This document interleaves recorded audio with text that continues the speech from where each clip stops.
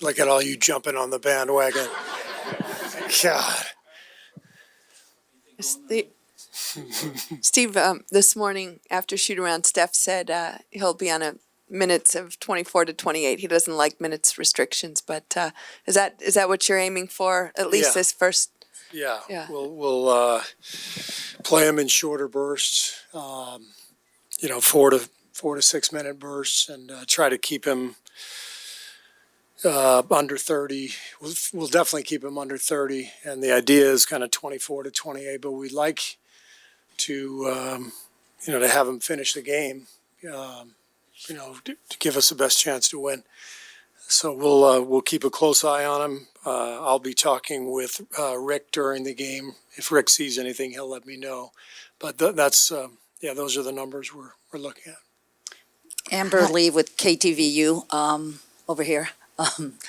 Can you describe the general feeling of having him back, and he's among a lot of new faces for him? Yeah, I mean everybody's excited. It just feels like in a lot of ways not just Steph's return, but just feels like we've kind of emerged from the woods a little bit. The last week or two, knowing Steph was going to return, but also winning a couple games this week, getting some clarity on our roster with the trade for Andrew, signing a couple of 10-day guys who have really helped us, and seeing the light at the end of the tunnel. It's been a nice little stretch here, and I think Steph has a lot to do with that. I think as he's been around us, and it's become apparent that he was getting closer and closer.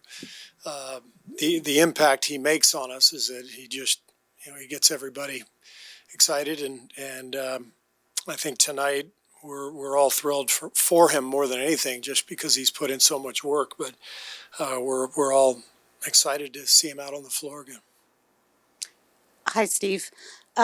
Steph, I guess this morning said it felt like the first day of school, and I was wondering if that analogy does that feel like it to you, or maybe Christmas morning, or and do you think that this boost of energy that you're talking about will last through the rest of the season? That whatever he's bringing is going to help the team maybe through the last 20 games or so? Yeah, I mean, this day has been coming. I mean, we've seen Steph up close working so hard on his game, and he's looked ready for the last couple of weeks. But we had to take steps, and he needed to play live, scrimmaging with Santa Cruz, scrimmaging with our guys. So, it feels like, all right, he's more than ready, and we've been anticipating this day.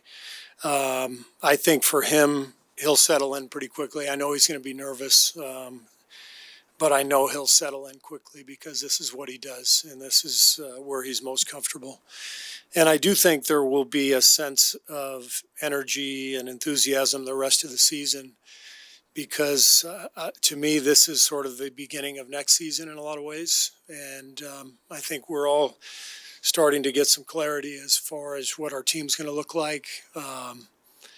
And having Steph back is obviously a huge part of that. The next step will be getting Clay back, but that won't be till next season. But I think these last 20 games are really going to be a springboard into next year. So I think that energy will be high and remain high.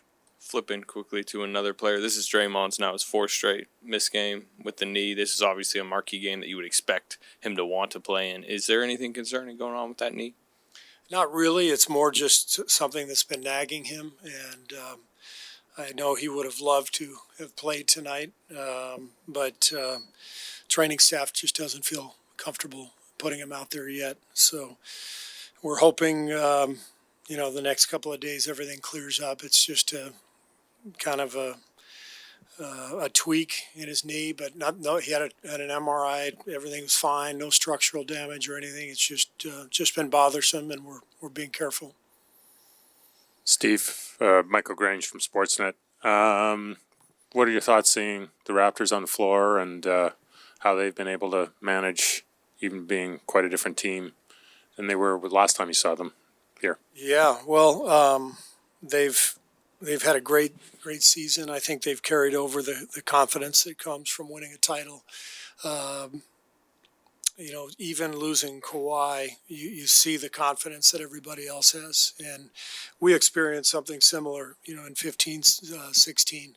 After we won our first title, we came back and there's a different level of confidence that exists, and that allows you to get through the difficult games, the difficult times, and even a difficult trade like Toronto dealt with. So they're having a fantastic season. Great story and great team. Hey, Steve. Dan Wicke with the LA Times. Bandwagon jumper. Nice to see you again. Good to see you. It's been like 4 months or so. I think since Halloween or something. As a guy who made his career shooting the basketball, can you imagine what it would be like to have a guide hand not feel right, to have it not feel normal, the tingling, and how have you talked to Steph about kind of that element of his recovery? Yeah, I think that's maybe being overblown. I think Steph has said that it's it's something that's there. He notices it, but he's out there shooting like he's always shot, and so I don't think this is going to be an issue. I think it's something that's naturally people are curious about, and it was a very serious, detailed surgery. But he's doing great. He's out there shooting every day, and he's feeling good. I don't think it's going to be a factor, and he's just got to get comfortable out there and get his legs underneath him, and I think he's going to be fine. Yeah, Steve, Doug Smith, the Toronto Star. What have you seen from Andrew Wiggins in the time you've had him that has surprised you, and how do you think he fits in a more successful, more an organization like yours as opposed to the one he came from? Well, I think what's maybe surprised me is just what a good passer he is. I've always watched him and known how difficult he was to stay in front of. He's so athletic, and when he gets going downhill, he really generates pace and speed. And but what's been impressive to me is just the way he sees over the top of the defense and makes the right pass. He had 10 assists the other night, and he's frequently surveying the floor and finding the right guy over and over again, which is a great sign for us because when we're whole, we're going to have a lot of shooting out there. We're going to have the floor spaced, and he'll be tough to handle. He's been a great person, great teammate, wonderful to coach, very humble, quiet. I think he's happy and excited to be here, and still feeling his way through his new surroundings. But I think it'll end up being a really good partnership. Joe Varden from The Athletic. 2 questions. The first one is quick. When you have to do minutes restrictions, you have to kind of guess and play with when you want a guy out there in the fourth quarter. Assuming this game is close, do you want him out there closing? Yeah, that would be the idea, but we have to feel the game, and so you have to balance all of that stuff. So if you sense that the game is within your grasp, and then you time it up and you go for it. And if you sense that the game's going in a different direction, then you focus much more on the minutes. Maybe you let him play out a string of 7 or 8 minutes in a row to get a really good run, and then take them out, and that's it for the night. So we have to feel how the game's going. And then at the top, you were talking about how this feels like you're coming out of the woods. Mm-hmm. I don't know how pro athletes, especially guys like you who have been at the very top and won a bunch, how you deal with doubt. But in a year like this, have you had any kind of feeling of like doubt? Are we ever going to get back to being even anything close to the Warriors of old, whether it's next year or whatever, just because of everything that you've gone through? I don't think doubt is the word that I think of. I think more it's a feeling of can we just persevere? I think there's always been the idea that when we get through this season, we're going to get healthy and we're going to get some guys back. We're never going to be the team we were the last 5 years. And I knew that, last summer. How could we possibly be the same team? Losing the guys we lost. So we'll be a new, different version of the Warriors, but it's an exciting challenge, and it's one that our staff and management and players are embracing. And all of a sudden, Steph and Clay and Draymond are the vets, and we're raising all these young guys. We're trying to help them develop so that they can be part of the next era of our team, the next vintage. And so it'll be very different, but we still have a lot of talent, and we have guys who are committed and enjoy playing the game and playing together. So we feel like we can be pretty good again. But what you saw in the past, it'll be different than that. Steve, Michael Grange again. One of the young guys you talked about made reference to, Michael Mulder. He's kind of came off the radar even in Canada. He wasn't one of the prospects that have come up. What have you seen, and what are his chances of getting his 10-day extended? I didn't know anything about him when we signed him. Had no idea who he was, and his second game against Phoenix, he came out, didn't do much in the first game. Whoever we played, I can't remember. Second game, he starts out the game and he's about 0 for 5, and I'm feeling bad for him. He's on a 10-day contract, and you feel the clock ticking, and you want to make an impact. And I've been in that situation as a shooter. Things can snowball on you, and his response to that start was incredible. He kept firing, started knocking down shots. He went out and asked to guard Devin Booker. We didn't put him on Booker. He went out there and he said, "I got him." Most players don't do that. Most players walk the other direction from a guy like Devin Booker. And he did a great job defensively and knocked down shots and helped us win a game.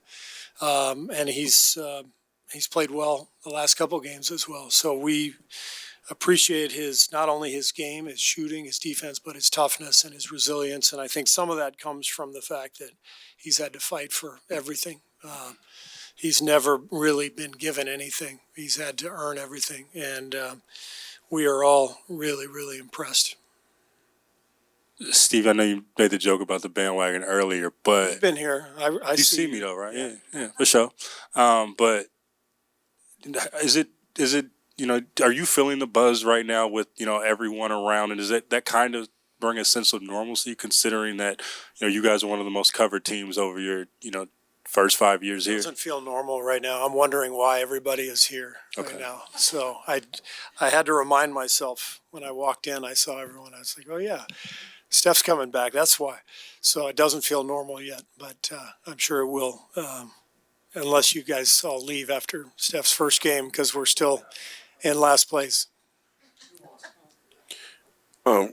Coach, what is your thoughts, or do you care about how the draft pick could be potentially affected? And also, what do you think is the difference between this team when Steph got hurt till now?